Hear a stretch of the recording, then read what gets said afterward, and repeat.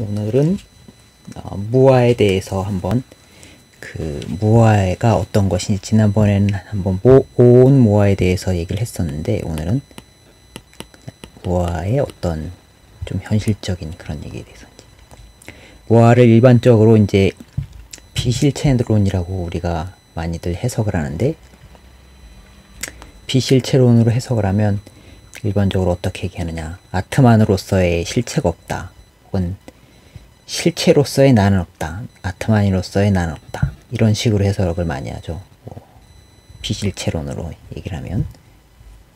근데 이렇게 얘기를 하면 별로 피부에 안 와닿아요. 그러니까 아트만으로서의 나가 없는데 아트만으로서의 나는 없지만 이제 이 상식적인 나는 있는 게 아니냐, 이런 식으로 그냥 즉 영혼으로서의 나는 없다, 이런, 그러니까 실체를 어떤 철학적인 영역, 얘를 철학적인 영역 속으로 집어넣어 버리고 그 상식적인 나를 이제 그냥 내비두는 그런 식으로 이해를 하게 되기 쉽죠. 근데 이 무아에서 얘기하는 이 실체는 우리 상식적으로 우리가 생각하는 나는 이 실체적인 나예요.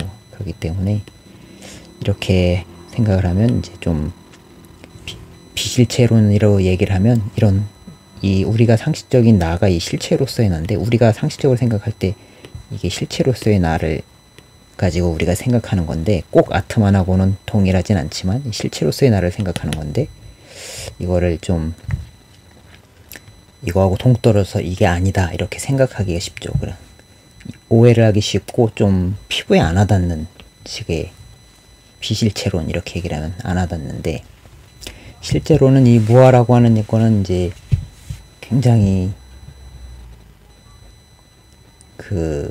충격이 큰 나가 없다 하는 얘기니까 상식적으로 완전히 동떨어지고 굉장히 충격이 큰 얘기거든요. 그러니까 이 필립 K 딕이라는 이 사람이 이제 유명한 저 공상과학소설 작가예요. 공상과학소설 작가인데, 이 사람이 쓴 소설이 영화가 많이 됐어요. 현대에 들어와서, 죽고 나서 영화가 많이 됐는데, 이 사람이 죽고 나서 블레이드 러너, 이게 이제 해리슨 포드 나오고 이제 인조인간을 이제 찾아다니면서 이제 사냥하는 인조인간 사냥꾼 얘긴데, 해리슨 포드 나오고 굉장히 유명한 영화고 명작이죠. 이거 안 보신 분들 있으면 한번 보세요. 그리고 토탈 리콜, 이것도 영화가 됐는데, 그리고 또 마이너리티 리포트, 다 재밌죠. 이거 엄청 다 3개 다, 전 다 영화로 다 봤거든요. 3개 다 굉장히 재밌어요.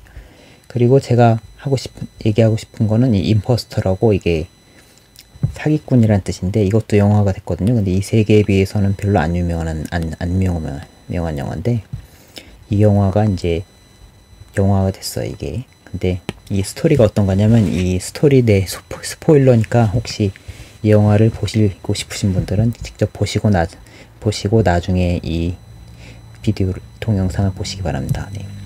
이 스토리가 어떠냐면, 어떤 이제 미래에 이제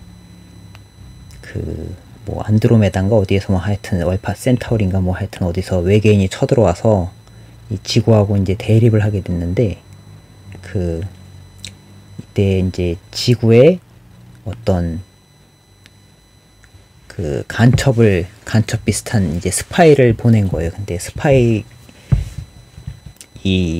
스토리가 좀 복잡한데 어쨌든 간에 주인공이 처음에 시작하는 내용이 뭐냐면, 주인공이 막 일을 하고 있는데 사람들이 와가지고 이 주인공을 잡아가요. 그러면서 하는 얘기가, 주인공한테 너는 외계인이 보낸 가짜기 때문에 우리가 체포하는 거다, 이러고서 잡아가거든요. 근데 그러니까 주인공이 이놈들이 막 그러면서 내가 모함을 당했구나 이렇게 생각하고서 나가서 막 도망을 다니고 막 이렇게 하다가,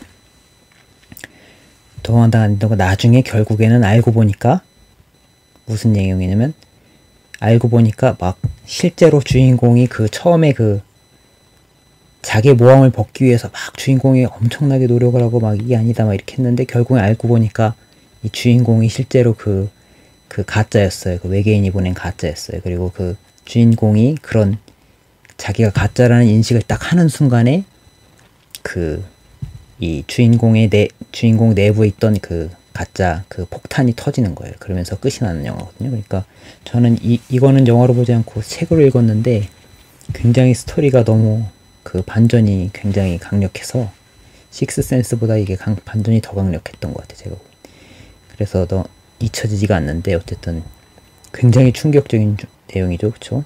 내가 실은 내가 가짜였더라 뭐 이런 얘기.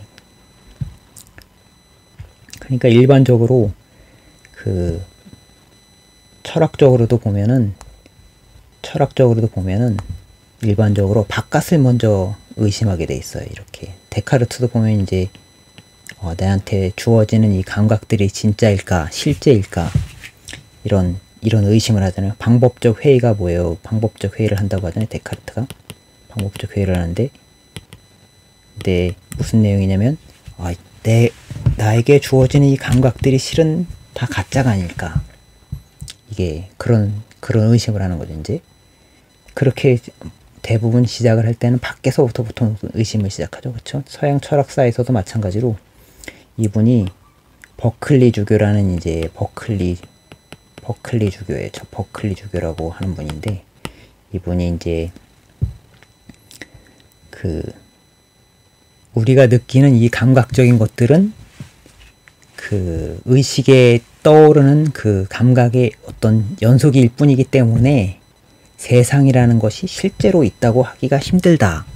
이런 식으로 논리를 전개하거든요. 그러니까 세상이 실은 우리 감각에 떠오르는 것의 연속일 뿐이지 이게 무슨 실제성이 없다. 진짜 있는지 없는지 모른다. 이런 얘기를 하죠. 그렇죠? 그러니까 이제 그 말을 받아서 얘는 데이비드 흉인데 흉이란 사람이 뭐라고 얘기하냐면 그래? 그럼 그렇다면 우리의 의식도 마찬가지로 의식도 어떤 조각적인 사유들의 연속일 뿐이기 때문에 이 나라는 것이 이 나의 의식이라는 것이 있다고 하기가 또 힘들다. 이런 식으로 얘기하는 거예요. 똑같은 논리죠. 그렇죠? 바깥의 감각의 연속인 것이 세상이다. 그래서 세상이라는 것이 잘 모르겠어. 이런 얘기를 하니까 얘는 그러면 나의 의식이라는 것도 내 의식, 사유 이런 것도 이것은 뭐예요? 의식이라는 것은 어떤 그 생각들의 연속일 뿐이다. 이렇게 얘기를 하는 거죠. 그러니까 이것도 잘 모르겠어 하는 거예요. 이런 식으로 얘기를 하니까 이제 칸트가 이 휴무 얘기를 듣고서 나는 독단의 잠에서 빠져나왔다 이런 얘기를 칸트가 이 사람 칸트는 다 얼굴 아실 거예요. 그쵸? 이분이 칸트인데 칸트가 서양 철학사에서 제가 보기엔 그 제일 그 중요한 인물이거든요. 근데 이 사람이 그 대부분 인정하는 거지만 어쨌든 이 사람이 그래서 이 휴메 얘기를 듣고서 독단의 잠에서 빠져나왔다 이런 얘기를 하거든요. 그러니까 나는 그냥 내 의식이라든가 이런 거에 대해서 전혀 의심을 안 했는데 이 휴미 그런 얘기를 딱 하고 나니까 어이쿠 하고서 이제 독단의 잠이라 해서 내가 그냥 모르고서 그냥 멍하니 잠자고 있었던 거에서 빠져나왔다 이런 얘기를 하죠. 그렇죠? 마찬가지로 이게 거의 아까 그 공상과학 소설에서 나오는 것처럼 바깥을 의심하지만 실은 결국은 이 안으로 이제 의심이 들어왔죠. 그쵸? 안으로 들어왔죠. 그런 식으로 이것도 이 휴미 얘기하는 게 실은 제가 볼 때는 그 부처님이 얘기하는 무아에 대한 얘기하고 굉장히 비슷한 것 같아요. 휴미 얘기하는 게. 근데 부처님의 오도성을 보면은 이게 강목스님이 그 빨리어를 다 번역하신 빨리어 경전을 한글로 번역하신 훌륭한 학생이시 계신데 그분이 번역한 오도성을 보면 부처님 오도성에 하는 얘기가 많은 생을 윤회하면서 나는 치달려왔고 보지 못하였다. 그냥 세세생생 이렇게 치달려왔다. 이게 집 짓는 일을 찾으면서 괴로움이 계속 거듭되었다. 집 짓는 자여, 이제 드디어 그대를 봤구나. 내가 집 짓는 자를 드디어 봤다는 얘기예요. 그렇죠? 집 짓는 자가 뭐겠어요? 이제 그 행이겠죠. 행이 뭔가 이제 그대 다시는 집을 짓지 못하리. 그대의 모든 골재들은 무너졌고 집의 석가래는 해체되었다. 마음은 어평성을 멈추었고 가래는 부서져 버렸다. 이게 좀 굉장히 시적인 내용이고 굉장히 뭐 탄성이 있는 그런 내용인데 잘 읽어보시면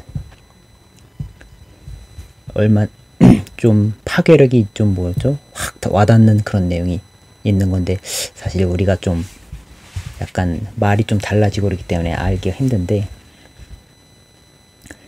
세세생생 치달려왔다는 거예요. 그러니까 세세생생 치달려왔다. 윤회에서 이 괴로움을 계속 거듭했다는, 괴로움을 계속 거듭했다.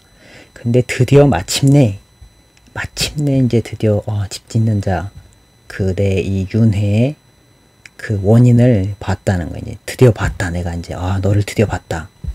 그러니까 이제 다시는 이제 네가 이 행이 뭐예요? 행이 집 짓는다는 얘기는 뭐냐?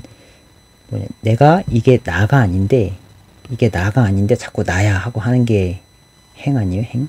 나가 아닌데 이게 나야라고 자꾸 하는 거, 그게 행이에요. 그게 만들어내는 거예요. 그렇게 만들어내면, 근데 연기법이 또 신기한 게, 그렇게 만들어내면 그게 그런 식으로 허위적으로 윤회를 한다는 거예요. 윤회를 한다. 만들어내니까 윤회를 한다는 거예요. 이렇게. 그쵸? 행이 있어서 이게 나야 자꾸 하면은 그대로 간다는, 그쪽으로 간다는, 가서 윤회를 한다. 그걸 안 하면 윤회를 안 한다. 이게 나야 하고 하니까 윤회를 한다.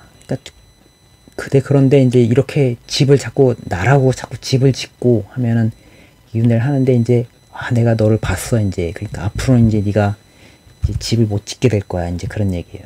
나 그대 이제 다시는 집을 짓지 못할 것이다. 이제 모든 골재들이 무너졌고 그 집 짓는 이 골재들이 이제 석가래는 또 해체되었다. 대들보 이런 게 다 부서져 버렸다. 이제 다시는 이런 이제 만들어낸 억지된 행이 다 멈추어졌고, 가래가 있었기 때문에 자꾸 이렇게 나야 하는 거 아니에요? 그쵸?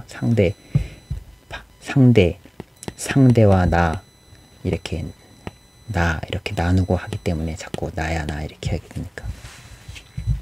그런 식으로 이 부처님의 오도성도 보면 이게 무아에 대한 어떤 굉장히